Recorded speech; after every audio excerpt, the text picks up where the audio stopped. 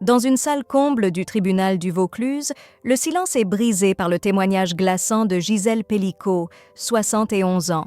Pendant 10 longues années, cette femme a subi l'indicible, violée à répétition par son propre mari, Dominique Pelicot, et des dizaines d'autres hommes. Drogue, abus et horreur se mêlent dans un dossier judiciaire d'une rare atrocité, exposé au grand jour.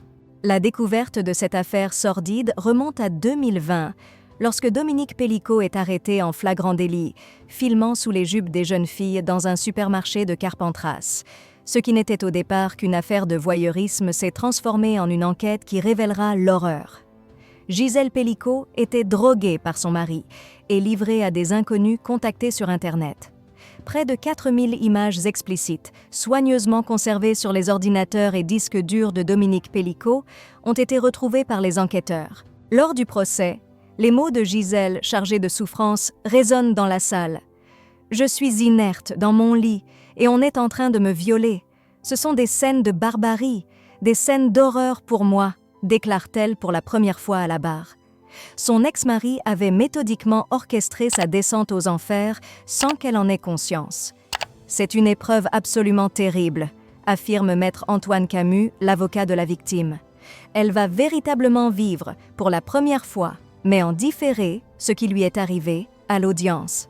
Elle ignorait tout de ce qui lui était infligé. Malgré le traumatisme, Gisèle Pelicot a décidé de faire face à ses démons et d'ouvrir le procès au public. Son objectif est clair, briser le silence, dénoncer et aider d'autres victimes potentielles. Le silence, c'est ce que veulent les agresseurs, explique-t-elle. Mais aujourd'hui, il faut que ça se sache.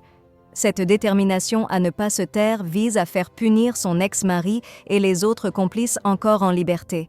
Le procès de Dominique Pelicot s'annonce long et éprouvant, mais pour Gisèle, c'est le début d'un combat pour la justice et la dignité retrouvée. Gisèle Pelicot veut faire de son histoire une force, un cri d'alerte pour que d'autres femmes ne subissent plus jamais ce qu'elle a enduré. En exposant son cauchemar, elle espère que la lumière sera faite sur toutes ces vies brisées dans l'ombre du silence.